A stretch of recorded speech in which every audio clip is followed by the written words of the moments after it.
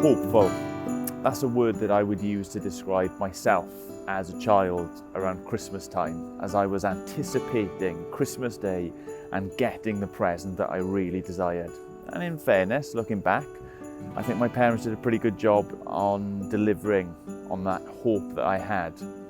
Hopeful might be a word that actually today you are feeling about Christmas and 2021 just on the horizon as you anticipate spending more time with loved ones in increased bubbles. You may be hoping that it's just a sign of things to come. Actually, I think hopeful is a word that could be used to pretty much sum up most of the Bible story. See, the Bible story, with all its ups and downs, twists and turns, all of its light and shade, darkness and glorious breakthrough, is a story about hope.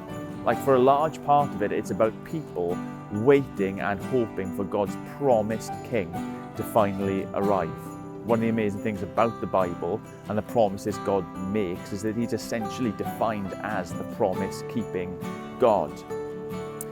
In Isaiah 7, we read a little bit, or we hear a little bit from God about the promise that he's made to send this new king, this special king, the likes of which has never been seen.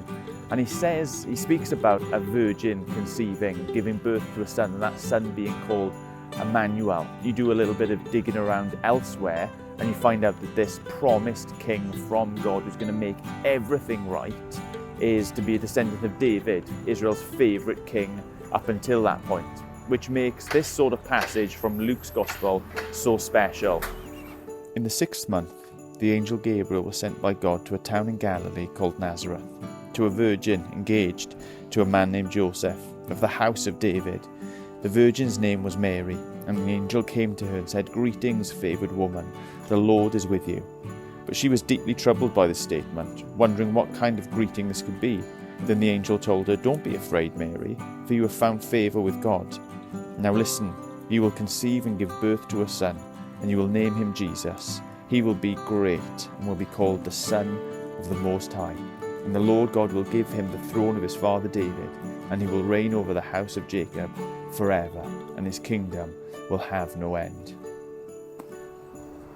So the thing about Christmas for us then is that it's an annual reminder of how God keeps his promises, of how promises, no matter how long they lie there being held onto, hopefully, that they do find their fruition in God.